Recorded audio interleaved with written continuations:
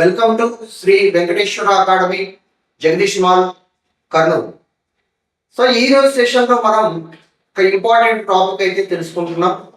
So ఈ topic మెయిన్గా FSO ఎగ్జామ్కి ప్రిపేర్ అవుతున్నటువంటి అభ్యర్థులకు, అదేవిధంగా వెటర్నరీ సబ్జెక్ట్ అయినటువంటి ఎవరైతే యానిమల్ హస్బెండరీ అసిస్టెంట్ ఎగ్జామ్కి ప్రిపేర్ అవుతున్నారో వాళ్ళకి కూడా ఈ టాపిక్ ఉపయోగపడుతుంది. సో ఈ రోజు సెషన్లో మనం ఒక ఇంపార్టెంట్ టాపిక్ అయితే డిస్కస్ చేసుకుంటున్నాం. So that is diseases. So what are the important diseases in animals? So different types ఉన్నాయి. అందులో మనకు చాలా పెద్ద సిలబస్ ఇది, ఇంపార్టెంట్ సిలబస్ కూడా. Examination point of view so ఎక్కువగా బిట్స్ అడగడానికి అవకాశం ఉన్నటువంటి టాపిక్ ఇది కాబట్టి అందరూ కూడా క్లియర్గా ఈ సెషన్ యూటిలైజ్ చేసుకోవాల్సిందిగా కోరుచున్నాను. సో బ్యాక్టీరియల్ డిసీజెస్ లో మనము ముఖ్యంగా వేటి గురించి చదువుకోవాలి, అదేవిధంగా వైరల్ డిసీజెస్ లో వేటి గురించి చదువుకోవాలి, ప్రోటోజోవల్ డిసీజెస్ లో వేటి గురించి చదువుకోవాలనేవి నేను సెషన్స్ లో క్లియర్ గా మీకు చెప్పడం అయితే జరుగుతుంది. సో ఫస్ట్ అయితే మనం bacterial diseases of livestock గురించి తెలుసుకుందాం. So bacterial diseases of in livestock. So livestock అంటే ఏంటివి, అది ఫస్ట్ మనకు తెలియాల్సినటువంటి ముఖ్యమైన విషయం. So what is meant by livestock? So livestock అంటే it is related to animals. ఏమేమి యానిమల్స్ అనేవి వస్తాయి? Cattle, buffalo, sheep, goat and also some other animals like piggery, pigs and poultry and rabbits. So livestock related గా మనకి అవన్నీ వస్తాయి. So వీటిలో ఏ రకమైనటువంటి బ్యాక్టీరియల్ వ్యాధులు అనేవి వస్తాయనేవి మనం ఒక్కొక్క దాని గురించి క్లియర్ గా ఈ సెషన్ లో తెలుసుకుందాం. So the first important diseases. So first మనం ఏ విధంగా డివైడ్ చేసుకోవాలంటే వీటిని, బ్యాక్టీరియా అనేది రెండు రకాలుగా ఉంటుంది. సో అది దాని యొక్క సెల్ వాల్ ఆధారంగా విభజించబడింది. సో వాటిలో మనకి ఇంపార్టెంట్ పాయింట్ ఏంటంటే gram positive bacteria and gram negative bacteria. So gram positive బ్యాక్టీరియాల కింద మనకి కొన్ని వ్యాధులు అనేవి వస్తాయి. అదేవిధంగా గ్రామ్ నెగిటివ్ బ్యాక్టీరియాల కింద కూడా మనకి కొన్ని డిసీజులు వస్తాయి. సో వీటిలో మీకు ఇచ్చినటువంటి సిలబస్ అవుట్లైన్ లో మనకి వేటి గురించి డిస్కస్ చేయమన్నాడు అంటే ముఖ్యంగా వ్యాధి యొక్క కాజిటివ్ ఆర్గానిజం, ఆ వ్యాధి ఏ బ్యాక్టీరియా వలన వస్తుంది, అదేవిధంగా ఏ విధంగా ట్రాన్స్మిషన్ జరుగుతుంది, దాని యొక్క లక్షణాలు ఏముంటాయి, రాకుండా ఎటువంటి జాగ్రత్తలు తీసుకోవాలి అనేది మీకు సిలబస్ అవుట్లైన్ లో క్లియర్ గా మెన్షన్ చేయడం అయితే జరిగింది. ఫస్ట్ అయితే మనం గ్రామ్ పాజిటివ్ బ్యాక్టీరియల్ డిసీజెస్ గురించి చూద్దాం. అందులో the first disease is anthrax. The first important disease is anthrax.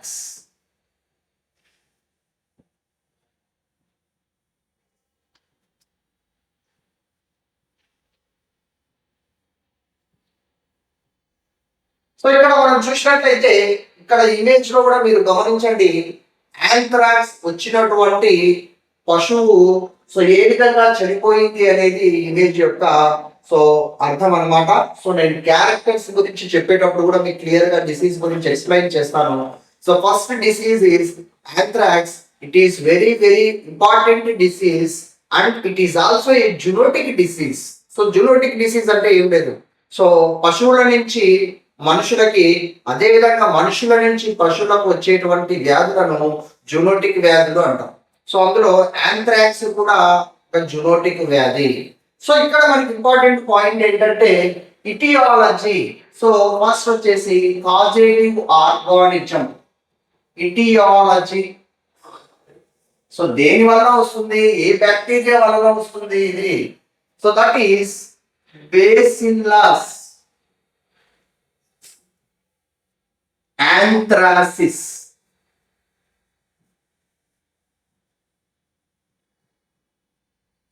Bacillus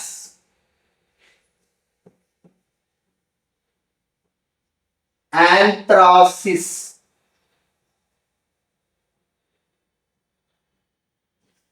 Bacillus anthracis అనే ఒక బ్యాక్టీరియా వలన గ్రామ్ పాజిటివ్ బ్యాక్టీరియా వలన ఈ వ్యాధి అనేది వస్తుంది. సో మీకు ఎగ్జామినేషన్ లో కాజేటివ్ ఆర్గానిజం లేదా ఇటియాలజికల్ ఏజెంట్, సో యాంథ్రాక్స్ ని కలగజేసేటువంటి సో ఏ బ్యాక్టీరియా వలన యాంథ్రాక్స్ వస్తుంది లేదంటే ఏ కాజేటివ్ ఆర్గానిజం వలన యాంథ్రాక్స్ వస్తుంది అంటే సో మీరు గుర్తుపట్టుకోవాల్సింది ఏంటంటే సో దట్ ఈస్ బేసిల్లస్ యాంథ్రాసిస్ అనేటువంటి బ్యాక్టీరియా వలన సో మనకి యాంథ్రాక్స్ వ్యాధి వస్తుంది. సో ఇది ముఖ్యంగా ఆవులు, గేదెలు, అదేవిధంగా గొర్రెలు, మేకలు వీటిల్లో ఎక్కువగా వచ్చేటువంటి అవకాశం ఉంది. ఈ పశువుల ద్వారా సో మనుషులకి కూడా వచ్చేటువంటి అవకాశం ఉంది కాబట్టి it is a zoonotic disease. It is a zoonotic disease. అందుకే దీన్ని ఏమంటున్నామంటే జూనోటిక్ వ్యాధి అని కూడా అంటున్నాం. సో నెక్స్ట్ ఇంపార్టెంట్ పాయింట్, సరే మరి ఇది ఏ విధంగా వస్తుంది, వేటి ఆధారంగా వస్తుంది, పశువులకు ఏ విధంగా సంక్రమిస్తుంది అంటే సో సిద్ధ బీజాలు స్పోర్స్ ఎక్కడ ఉంటాయి సార్ ఈ సిద్ధ బీజాలు? So they are present in the land. So నేల లోపల ఉంటాయి, కలుషితమైన నీటిలో ఉంటాయి, అదేవిధంగా కలుషితమైన ఆహారంలో ఉంటాయి. అది ఏ విధంగా అయినా మనకి వచ్చేటువంటి అవకాశం ఉంది. అదేవిధంగా పశువులను ఎఫెక్ట్ చేసేటువంటి అవకాశం ఉంది. సో ఇందులో మనం ముఖ్యంగా గుర్తుపెట్టుకోవాల్సింది ఏంటంటే సో ఏ విధంగా వస్తున్నాయి ఇవి అంటే స్పోర్స్ ఆహారంగా, సిద్ధ బీజాల ఆహారంగా. So very very important point. So మనకు దేని ఆధారంగా వస్తుందంటే సో స్పోర్స్, సిద్ధ బీజాల ఆధారంగా ఇది వ్యాప్తి చెందుతుంది. సో ఈ సిద్ధ బీజాలు అనేవి ఎక్కడ ఉంటాయి అంటే సో ఆ స్పోర్స్ అన్ని కూడా నేలలో ఉంటాయి, వాతావరణంలో ఉంటాయి, గాలిలో ఉంటాయి, కలుషితమైన నీటిలో ఉంటాయి. అన్నింటిలో కూడా ఈ సిద్ధ బీజాలు అనేవి ఉంటాయి. సో పశువులకు ఏ విధంగా ఎఫెక్ట్ అవుతుంది అంటే సో పశువులకు ఏదైనా గాయాలు జరిగినా, మనుషులకు ఏదైనా గాయాలు జరిగినా ఈ సిద్ధ బీజాలు అనేవి ఆ గాయాల గుండా లోపలికి వెళ్ళేటువంటి అవకాశం ఉంది. అదేవిధంగా ఆహారం ద్వారా కూడా వెళ్ళేటువంటి అవకాశం ఉంది. సో అవి మనం ముఖ్యంగా గుర్తుపెట్టుకోవాలి. సో ఫస్ట్ వచ్చేసి యాంథ్రాక్స్ డిసీజ్ లో మీరు గుర్తుపెట్టుకోవాల్సింది కాజేటివ్ ఆర్గానిజం ఒకటి గుర్తుపెట్టుకోండి. అదే విధంగా మనకి ఇక్కడ సో ఇంపార్టెంట్ ఏ విధంగా ట్రాన్స్మిషన్ జరుగుతుందంటే స్పోర్స్, సిద్ధ బీజాలు. నెక్స్ట్ ఒకసారి ఇమేజ్ చూడండి ఇక్కడ. సో మనకి ఏదైనా ఒక పశువు చనిపోయి ఉంది, పడిపోయి ఉంది అంటే దాన్ని గమనించాలి మనం. సో ఎందుకు ఆ విధంగా చనిపోయింది, కారణం ఏంటి అనేది తెలుసుకోవాలి. ఇక్కడ ఇమేజ్ లో మీకు క్లియర్ గా మెన్షన్ చేశాడు, చూపిస్తున్నాడు, క్లియర్ గా కనిపిస్తున్నాయి చూడండి. సో ముక్కు రంధ్రాల నుంచి, నోటి భాగం నుంచి, అదే విధంగా చెవుల నుంచి, సో వెనక భాగంలో, తోక భాగంలో మనకి రెక్టమ్ ఏరియా అంటే ఏదైతే పేడ వేసేటువంటి రంధ్రం ఉందో ఆ రంధ్రము గుండా కూడా బ్లడ్ అనేది వస్తుంది. Oozing of blood from natural orifices అంటే ముక్కు రంధ్రాల నుంచి, నోట్లోంచి, చెవుల నుంచి, అదే విధంగా రెక్టమ్ పార్ట్ పేడ వేసే రంధ్రం దగ్గర కూడా సో బ్లడ్ అనేది వస్తుంది. సో అది ముఖ్యమైన లక్షణం, ఈ వ్యాధిని మనం గుర్తించడానికి ముఖ్యమైన లక్షణం. సో ఆ పాయింట్ గుర్తుపెట్టుకోవాలి ఇక్కడ. So oozing of blood from natural orifices, natural orifices. ఇది ఇక్కడ మనకి చాలా important point. Oozing of blood from the natural orifices, oozing of blood from the natural orifices. ఆ పాయింట్ మనకి చాలా ఇంపార్టెంట్. సో దాదాపు ముక్కు రంధ్రాలు, చెవుల భాగము, నోటి భాగము, పేడ వేసే రంధ్రం ద్వారా కూడా వస్తుంది. సో ఎందుకు వచ్చింది ఈ విధంగా అంటే సో ఈ స్పోర్స్ అనేవి ఆ యానిమల్ ఆహారం గుండా కానీ లేదంటే గాలి ద్వారా కానీ ఆ పశువుకి ఏదైనా గాయాలైనా కానీ ఆ స్పోర్స్ అనేవి లోపలికి వెళ్ళిపోయినాయి. లోపలికి వెళ్ళిపోయి ఏం ఎఫెక్ట్ చేసినాయి బ్యాక్టీరియా?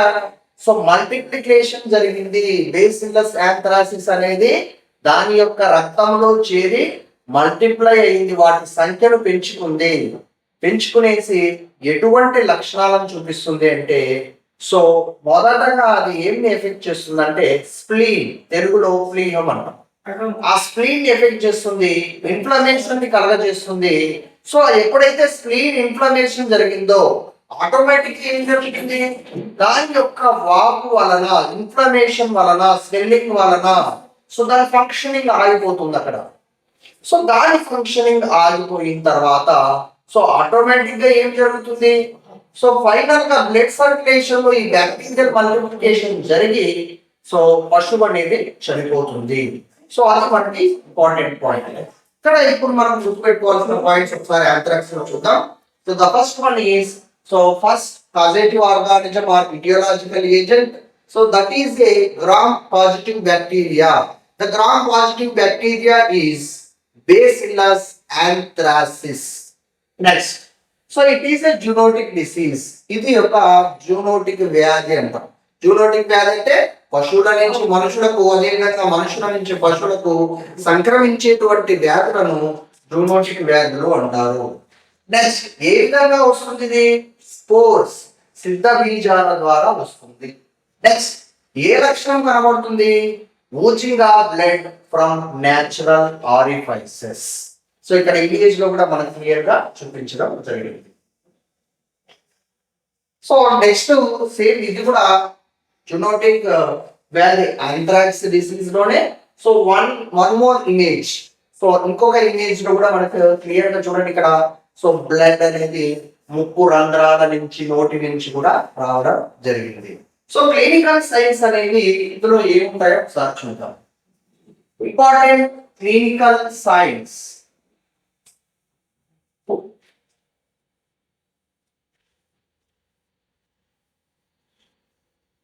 సో ఈ వ్యాధి బారిన పడిన పశువులు మనకి సో ఎక్కువగా లక్షణాలను అనేవి చూపించవు. కొన్ని ఏం చేస్తాయంటే సడన్ డెత్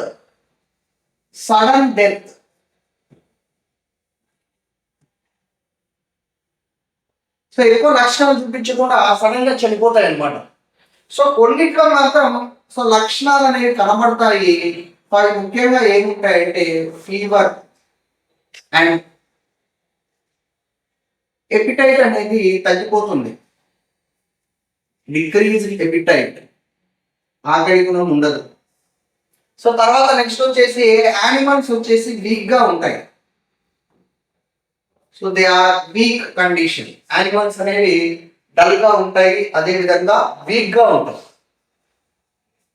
సో నెక్స్ట్, ఒకవేళ ఎగ్జామినేషన్ చేస్తే ఇందులో కనబడేటువంటి ముఖ్యమైన లక్షణం ఏంటంటే స్ప్లీనోమెగాలీ.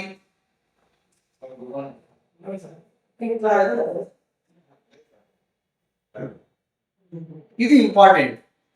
సో నార్మల్ గా ఉన్నటువంటి సైజ్ కంటే సో 4 రెట్లు ఇంకా దీని సైజ్ అనేది పెరిగిపోయి ఉంటుంది. స్ప్లీనోమెగాలీ. సో ఈ ప్లీహం యొక్క సైజ్ అనేది పెరిగిపోయి ఉంటుంది. సో నార్మల్ సైజ్ కంటే కూడా సో ప్లీహం సైజ్ అనేది పెరిగిపోయి ఉంటుంది. సో ఇది one of the important sign. So ఇది కూడా మనకి ఒక ఇంపార్టెంట్ లక్షణం అన్నమాట ఈ వ్యాధిలో. సో గ్రామ్ పాజిటివ్ వ్యాధుల్లో ఫస్ట్ డిసీజ్ యాంథ్రాక్స్ లో మనం ముఖ్యంగా ఈ స్ప్లీనోమెగాలీ ఒకటి మనం గుర్తుపెట్టుకోవాలి. సో అది లక్షణంలో మీకు ఎగ్జామినేషన్ పాయింట్ ఆఫ్ వ్యూ కూడా ఏమిస్తుంటారంటే యాంథ్రాక్స్ వ్యాధిని కనుగొనడానికి ముఖ్యమైన లక్షణం ఏంటి అని అంటే సో ఈ ప్లీహం యొక్క వాపు. So inflammation, splenomegaly. సో దాని నార్మల్ సైజ్ కంటే ఆ సైజ్ అనేది పెరిగిపోయి ఉంటుంది అనమాట. సో అది ఒక ఇంపార్టెంట్ లక్షణం. తర్వాత నెక్స్ట్ దీన్ని ఏ విధంగా డయాగ్నోస్ చేస్తారు?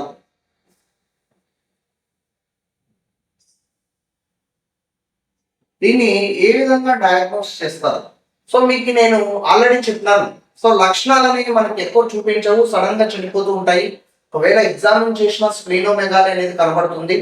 సో డయాగ్నోసిస్ ఆస్పెక్ట్స్ గా మనం చూసినట్లయితే వ్యాధిని ఏ విధంగా నిర్ధారణ చేసుకుంటారంటే సో మనకి యాక్చువల్గా స్పోర్స్ ఉన్నాయి కదా, సో బ్లడ్ ఎగ్జామినేషన్ చేసినా కూడా మనకు ఆ స్పోర్స్ అనేవి కనబడతాయి.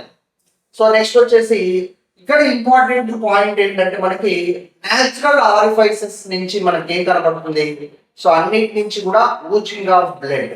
సో ముక్కు రంధ్రాల నుంచి కానీ, నోటి నుంచి కానీ, తర్వాత రెక్టమ్ పార్ట్ నుంచి కానీ బ్లడ్ అనేది వచ్చి యానిమల్ చనిపోయిందంటే so it is confirm, so it is a anthrax disease.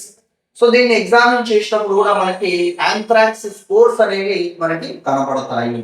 So ఈ యాంథ్రాక్స్ స్పోర్స్ ఆధారంగా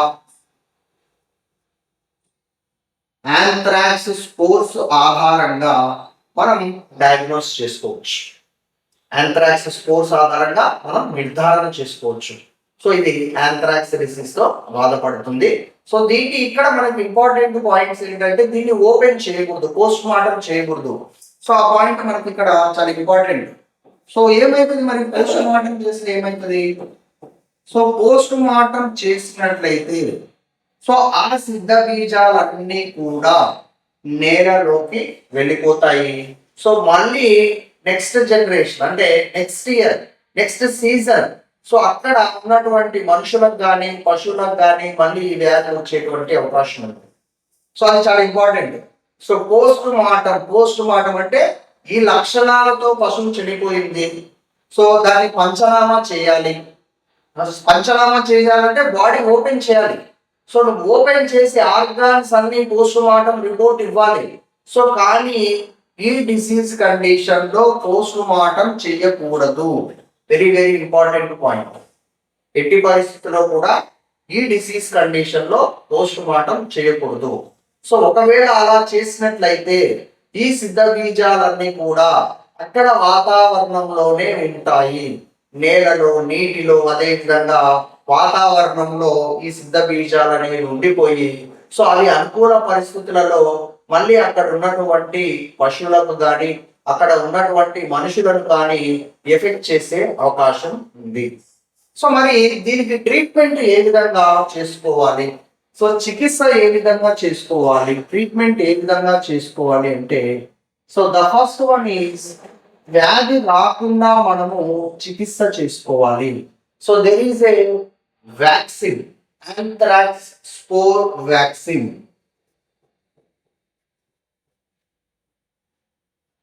యాంథ్రాక్స్ స్పోర్ వ్యాక్సిన్. సో ఇది మనకి ఇంపార్టెంట్.